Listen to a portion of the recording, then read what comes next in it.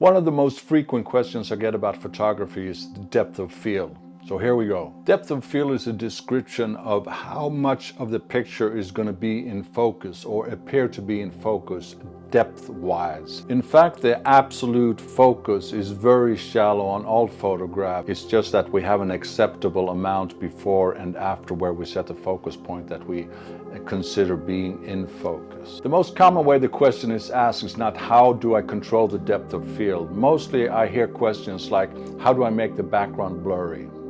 So we'll have a look at that. The answer is that it is the size of the aperture that determines the depth of field. If you have a wide open aperture, then you will have a shallow depth of field. If you have a quite shut aperture, then you will have a very long depth of field.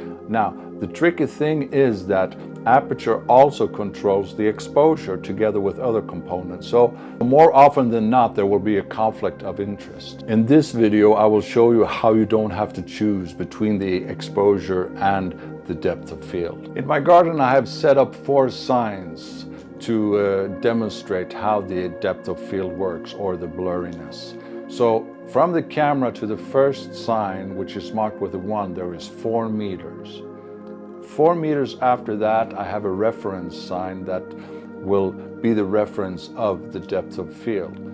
Furthermore, there is another sign on 16 meters distance that is marked with a 3, and 4 meter behind that one there is an additional 4th sign that is 4 meters behind the 3rd one, and so that will be a total distance from the camera of 20 meters. If you want this in feet, well, then you'll just have to figure out how long your feet are.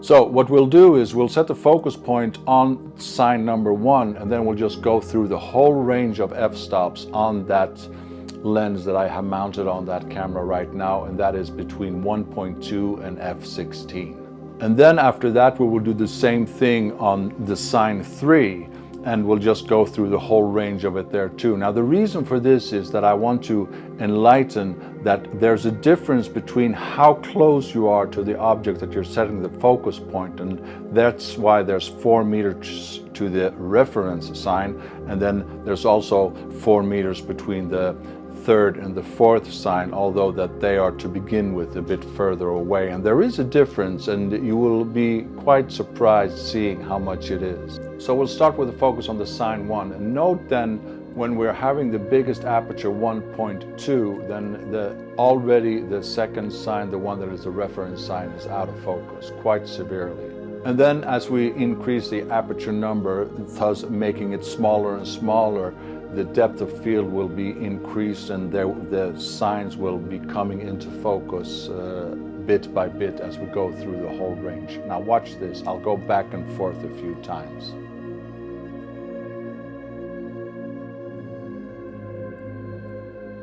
And now when we've done that, we're going to do it, but we're setting the focus on the sign 3 instead, and we'll just go through the whole range again. Now, you will note that it's not as blurry back to the 4th sign, although the distance between the 1st sign and the reference sign and the 3rd sign and the 4th sign are 4 meters. But we have a further distance to the sign 3 to begin with.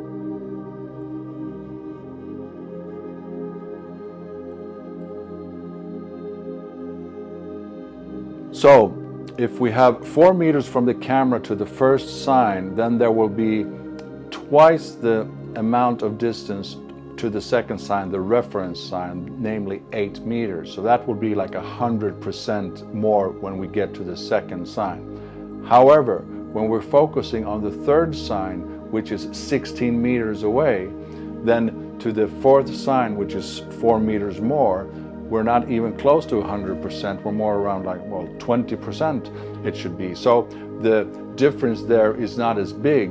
And if we would take this really far, let's say that we're focusing on something that is 100 meters away, there will be no difference or no noticeable difference between 100 meters and say 104 meters. It will just not make any difference at all. So it is of importance how close to the camera what you are setting the focus point is. which you can use to your advantage. For example, if you're taking model photos and you want that blurry background, but you have a lens that doesn't allow you to go very open with the aperture, just bring the model really, really close, see to it that the background is as far away as possible, and you will get that blurry kind of background anyway. Whilst in landscape photography, usually you just want the opposite. You want as much in focus as possible, so you will choose a smaller aperture, f/16 or something like that, and you will focus on something quite far away. That way there will be as little difference in the focus as possible, and you will have like a clear image. And as I said before, the aperture also controls the exposure. So why isn't the picture getting darker and darker and brighter as I am changing the aperture? Now, this is why, and pay attention to this one, because this is something that you might have missed, and many people do, and once you get a hang of it, it kind of really opens up something. So pay attention here.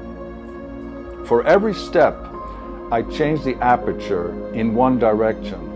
I change the shutter speed in the opposite direction, and that will give me the exact same exposure. So if I change the aperture 2 steps, then I will change the shutter speed 2 steps, and I will still have the same exposure. Meaning that if you make the whole 2 steps smaller in the aperture, then you use 2 steps longer shutter speed, and that will compensate. And that is the kind of brilliant thing about photography, that all these clicks and steps, they take out each other when you're using them. So when you're changing the shutter speed to a faster shutter speed, let's say with 2 steps, you will compensate that by opening the aperture by 2 steps, and you will have the same exposure. Which means that if you are setting the exposure to what you wanted, you have a picture and that is the exposure that you want to have, but you are not satisfied with the depth of field. Let's say you want to have a more blurry background. Well, then you would change the aperture, say 2 or 3 steps bigger aperture if possible, and to compensate for that, you will just choose the same amount of steps on the shutter speed, making it faster, because you made the hole bigger, and in order to compensate for that, you need to let in light during a shorter period of time, and it's all about these clicks. 2 clicks in one direction, you compensate with 2 clicks in the opposite direction, and you will maintain the same exposure. And just as a little side note, all lenses perform the best in the middle of their range. Once you come out on the extremes, either to the highest or the lowest numbers, there are some artifacts. So you should not, or if possible, you should avoid going out to the very extremes, to any of the sides of the range of your lenses, because they usually perform the best a few steps in from the sides and in the middle. That's where they benchmark them. So if this gave you any value, you're more than welcome to press the subscribe button and the bell button, and you will get notifications whenever I put out a new video. And I will be happy to. And I will also appreciate very much if you just give me a note down below telling me what you would like to see or what you are wondering about, and I will eventually make a video about that too. Thank you for watching my channel. My aim is to enhance your skills in a way that they will matter, not only for you but also for others. I have had the benefit and the privilege of doing this, and it's been an amazing ride. I want to share this with you.